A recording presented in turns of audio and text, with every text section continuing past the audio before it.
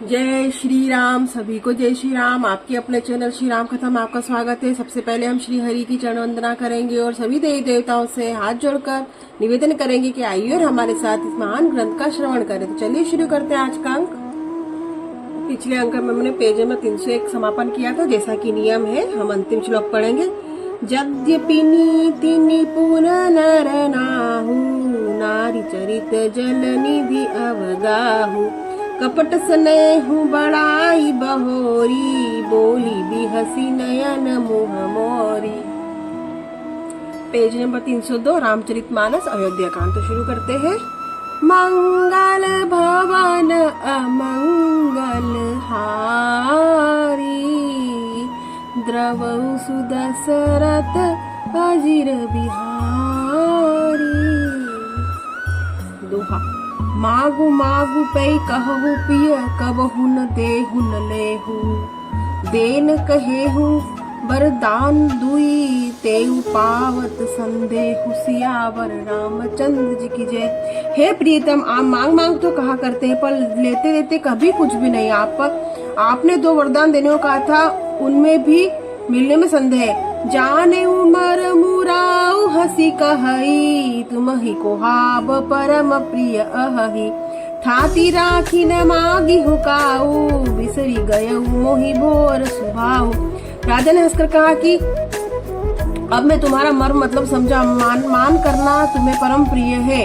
तुमने उन वीरवरों का थाती रखकर फिर कभी मांगा ही नहीं, और मेरा भूलने का स्वभाव होने से मुझे भी प्रसंग याद नहीं रहा। झूठे हूँ हम ही दोषु जनि देहु, दुई के चारी मागी मकुले हूँ। रघुकुल रीति सदा चली आई, प्राण जाहु पर बचन न जाई। मुझे झूठ मूठ दोष मत दो, चाहे 2 के बदले 4 मांग लो। रघुकुल में सदा यही रीति चली आई है कि प्राण चले भले ही चले जाए पर वचन नहीं जाता। नहीं असत्य समपातक पुंजा, गिरि समबो मोहि की कोटिक गुंजा। सत्य मूल सब सुकृत सुहाए, वेद पुराण विदित मनु गाय। असत्य के समान पापों का समूह भी नहीं है। क्या करोड़ों घुंघरियां मिलकर भी कहीं पहाड़ के समान हो सकती है। सत्य की परस्त, सत्य की समस्त उत्तम सुकृतों की जड़ है। यह बात वेद पुराणों में प्रसिद्ध है। मुनि जी ने भी ही कहा है। तही पर राम शपथ करी आई, सुकृत स्नेह अवधि रघुराई। बात दृढ़ाई कुमति हसी बोली, कुमत कबी हग कुलह जगनु जो खोली। उस पर मेरे द्वारा श्री रामचंद्र जी की शपथ करने में आ गई। श्री रघुनाथ जी मेरे सुकृत और स्नेह की सीमा है। इस प्रकार बात पक्की करा के दुर्बुद्धि कैकेयी हंसकर बोली, मानो उसने कुमत रूपी दृष्टि पक्षी बाज को छोड़ने के लिए उसकी कुलही आंखों पर की टोपी खोल दी। दोहा। भूप मनोहर सुभग बनु, सुख सुबिहंग समाजु।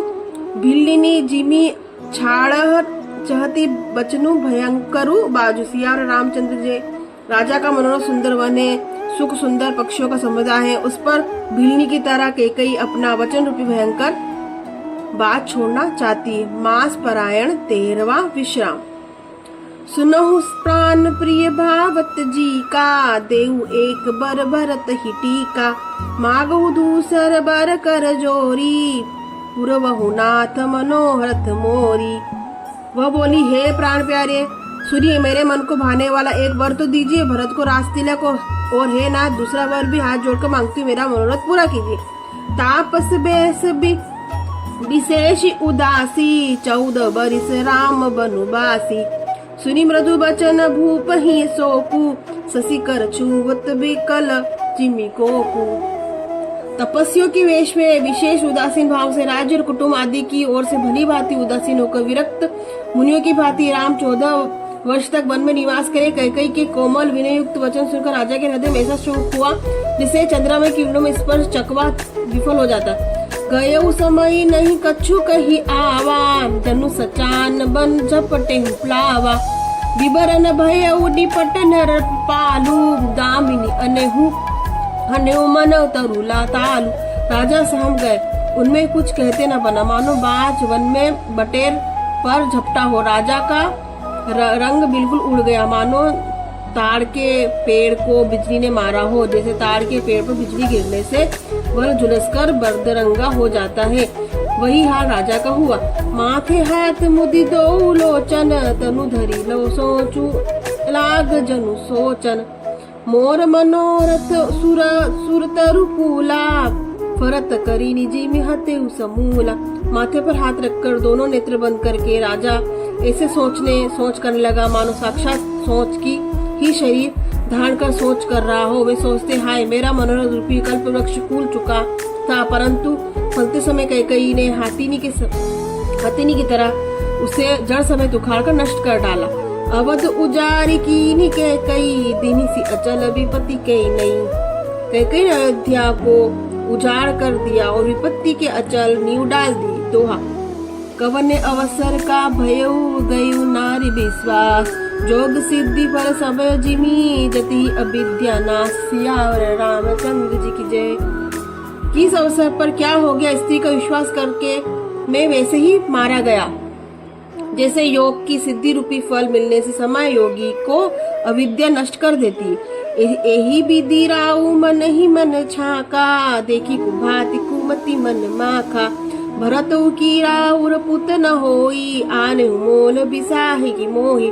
जिस प्रकार राजा मन ही मन झीक रहे हैं, राजा का ऐसा बुरा हाल देखकर दुर्बुद्धि के कई मन में बुरी तरह से क्रोधित हुई। क्या भरत आपके पुत्र नहीं है? क्या मुझे आप दाम देकर खरीद लाए हैं? क्या मैं आपकी विवाहिता पत्नी नहीं हूँ? सो सुनी सरु अस लाग तुम्हारे, काई न बोलहु बचन संभारे। देहु तरु अनुकरहु की नाही, सत्य संद तुम रघुकुल माही।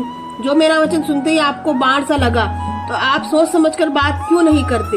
उत्तर दीजिए, हाँ कीजिए, नहीं तो नहीं कर दीजिए। आप रघुवंश में सत्य प्रतिज्ञा वाले प्रसिद्ध हैं। देन द कहेऊ अब जानी बरु देहु, तजहु सत्य जग अपजहु लेहु। सत्य सरा ही कहेऊ बरु देना, जाने हुले इही मागी चबेना।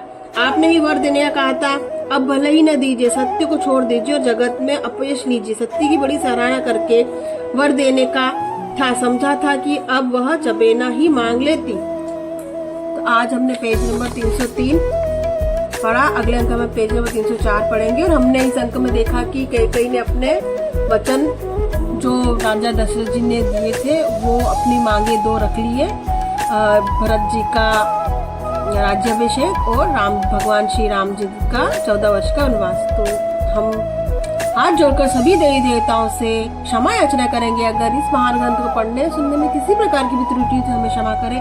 आप चैनल को लाइक करें, सपोर्ट करें, शेयर करें। मंगल भवन अमंगल हारी, द्रव सुदशरथ अजिर बिहारी। पेज नंबर 304 पे आपसे फिर भेंट होगी। तब तक के लिए सभी को जय श्री राम।